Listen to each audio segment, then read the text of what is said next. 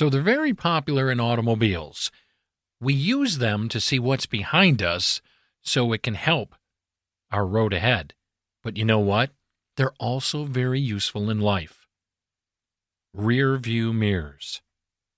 Let's talk about it this time on Weiss Thoughts. It's time for a virtual campfire sit-down with Terry Weiss.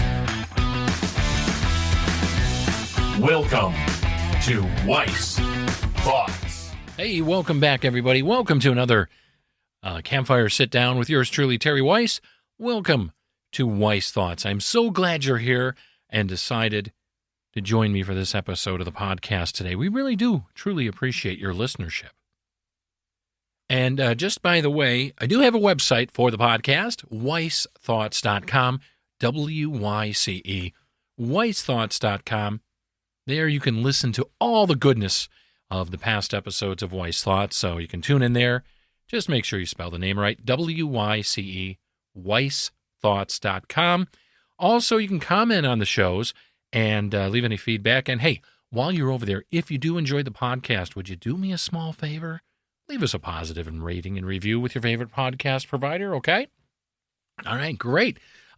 Also brought to you, Weiss Thoughts Podcast is brought to you by Weiss Productions and Terry Weiss, me, right? I do provide voiceover services. So if you find yourself in need of such things, you got a YouTube channel that you want to, have some voiceover work done, a video, a podcast, what have you. Or if you have a company or a product or service, I am more than happy to see how I may be able to help you. You can reach me at weissproductions.com or by going to terryweiss.com. All right, enough shameless plugging. Let's get into the episode for today, shall we? As we talked about in the open, we were talking about rear view mirrors. And yes, while they are prevalent on automobiles, and I'm sure all of you out there know what a rear view mirror is, right? I don't have to tell you that. They are also extremely useful in life. And there's a correlation here. In an automobile, you use it to see what's behind you, so you know what's behind you. So if you have to slam on the brakes, or, if you're looking to make a change in your direction, you want to move into another lane or make a turn, what have you, you use, mainly your rear view mirror. You do have side mirrors as well, but you also want to look in your rear view mirror. Now, the other thing a rear view mirror can do on an automobile for you is it can spot signs of trouble. In other words, let's say there's an emergency vehicle coming up behind you, or something like that, or a storm behind you. You can look in the rearview mirror, just glancing, obviously, and see that and say, okay, I have to adjust for this.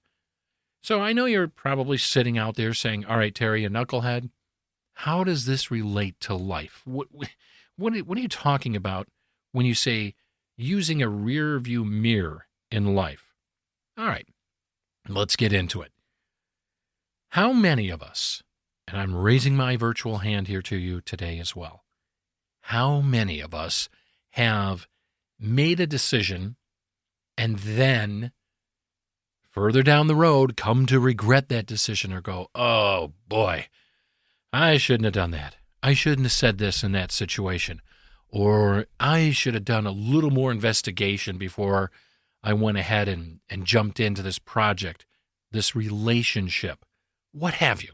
How many of us have done that? I have. I certainly have many times in my life. A rear view mirror for your life takes that experience, okay, and I'm not talking about living in the past. I'm not talking about that at all.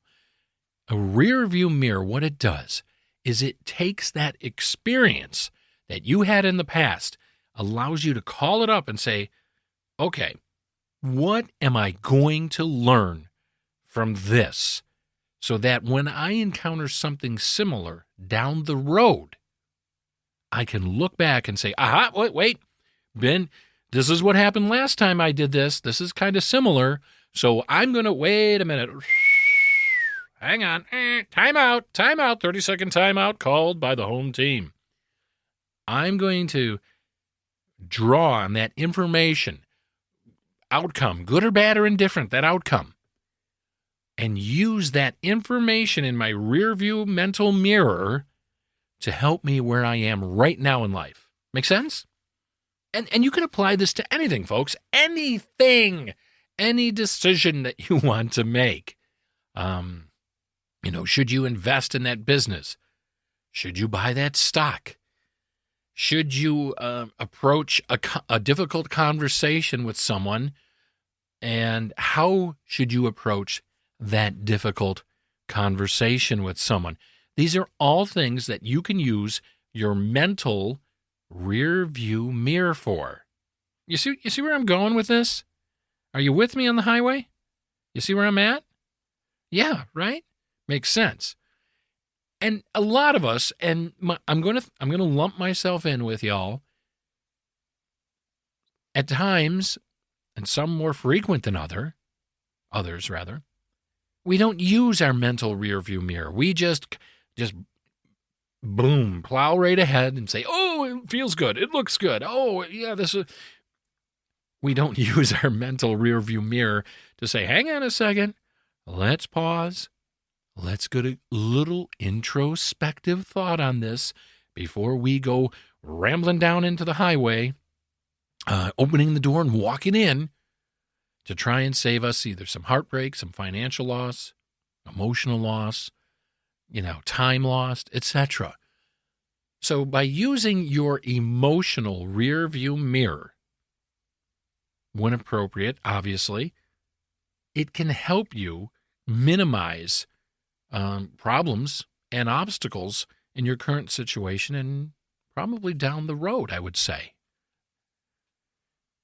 Now, some of you are out there probably shaking your head right now, and I hear you. I hear your head rattling. and when someone mentioned it to me in this form, I was too. I was like, what are you, mental rear view mirror? What are you? Get out of here, you jokester. Get out of here, knucklehead. Go take a walk. But, I digress. When I sat and started really thinking about it, I'm like, they might have something here. And it can be another name. There could be another name for it. You can call it something else, like, one of the phrases that pops into my head here at the time of recording the Voice Thoughts podcast for you today is, look before you leap, right? Make an informed decision. Take 24 hours and think about it. What have you? All different kind of synonyms for the mental rear view mirror, using your mental rear view mirror. But that visualization of the mental rear view mirror just popped into my head, and I'm like, boy, yeah, I got to talk to you about this, because I think this is an easy way to visualize helping in the life process. And I'm all about that. Trust me, anything that can make my life easier, I'm all on board for, So, going over the concept and thinking about it and breaking it down into its simplest form, using my mental rear view mirror. And when you actually take that time and start doing it, oh my Lord, it saved my bacon, saved my tushy more than a few times, because I have a tendency to be impulsive. I know some of you that know me out there say, no, you, Terry, impulsive? Come on, no. Yeah, I do. I advertisers, I'm the favorites for I'm one of the favorite demographics for advertisers. If it feels good, looks good, might be good, hey, if you catch me at the right time, man, I'm right on board. Let's go. Let's roll.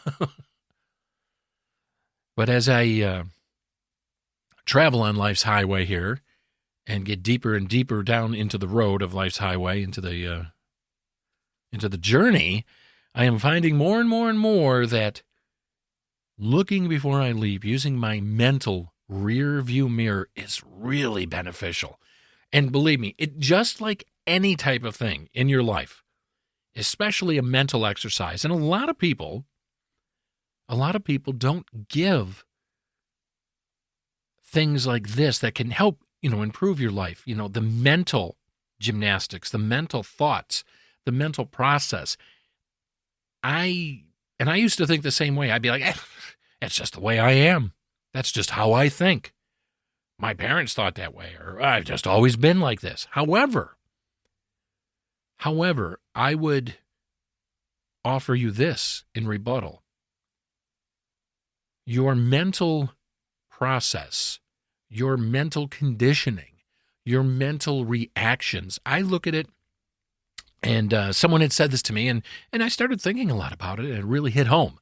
Your mental overall process and how you do things and respond to things and react and emotions, it can be learned and relearned and trained just like a muscle. Just like if you were starting a workout program, let's say you wanted to bench press, 250 pounds. Well, you just don't grab 250 right off the rack if you're not in shape, or even if you have been working out for a while but have never done that weight. You just don't think, you're probably going to hurt yourself or not be able to do it at all and get really discouraged and then give up and walk away and say, to hell with this.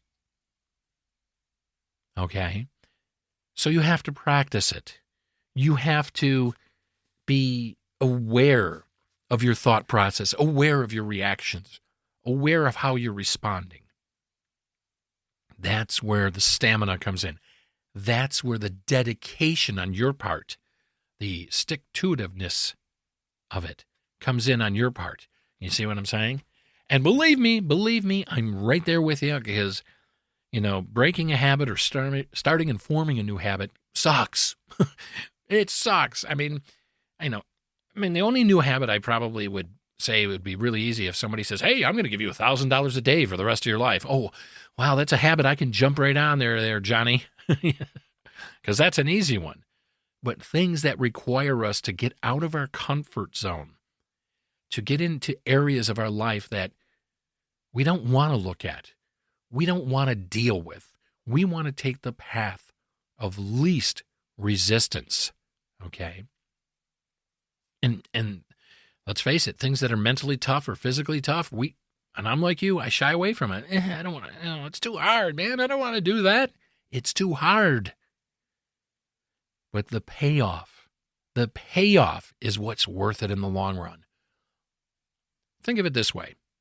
A marathon runner just doesn't get up and run a 5-mile marathon. They train for it months, if not years at a time, to run these marathons, 5 miles, 15 miles, 20-mile marathons. I don't think I've ever heard of a marathon runner that, John Smith just jumped out of bed one day and said, hey, there's a Boston Marathon tomorrow. I've never run before in my life except maybe over to the soda machine, but I'm going to enter it. And then they do great. No, they're usually probably throwing up after about a mile. I know I would be. But anything in your life that's going to have a big payoff and a reward, for the most part, my friends, is going to take work from you. It's going to take effort. It's going to take blood, sweat, tears, being uncomfortable, being unsure, being, even dare I say, at times afraid, being doubtful, being hesitant. But if you can get through that, if you can navigate those waters, navigate that process, it gets easier. And I can speak on this from experience on certain things of behavior that I've changed, certain mindsets, certain skills, certain old ways of thinking I wanted to part ways with because they weren't benefiting me at all. They weren't doing anything for me. So by using my mental rear view mirror and keep exercising that muscle, my mental rear view mirror. Well, okay, wait a minute. This situation reminds me of something I went through last year, last month, last week, yesterday, 5 years ago. Let me just contemplate this. Let me give it some proper introspective thought and reflection before I jump and either say something hasty, do something hasty, make a decision that I may come to regret down the road. Now, I'm not saying you wallow and sit on the fence forever and be wishy-washy, but if you can just stop yourself at that moment and say, timeout, home team calls a 30-second timeout, then, that's what you have to and need to do. And once you start doing it more and more and more, I think you'll find that using your mental rear view mirror in different areas and aspects of your life is going to benefit you in the long run. Thanks for listening to the show today. Truly appreciate each and every one of you out there. We appreciate your listenership. And if you want to get in touch with me, it's mail@weissthoughts.com. Stop by the website, weissthoughts.com. Leave us a positive rating and review. And don't forget to visit the website, Weiss Productions or terryweiss.com. Until next time, my friends, be good to yourself. Be good to others. Remember, the change you want to see begins with the person staring back at you in the mirror every morning. It's up to you. Be kind to yourself. Be kind to animals. Take care. We'll talk soon.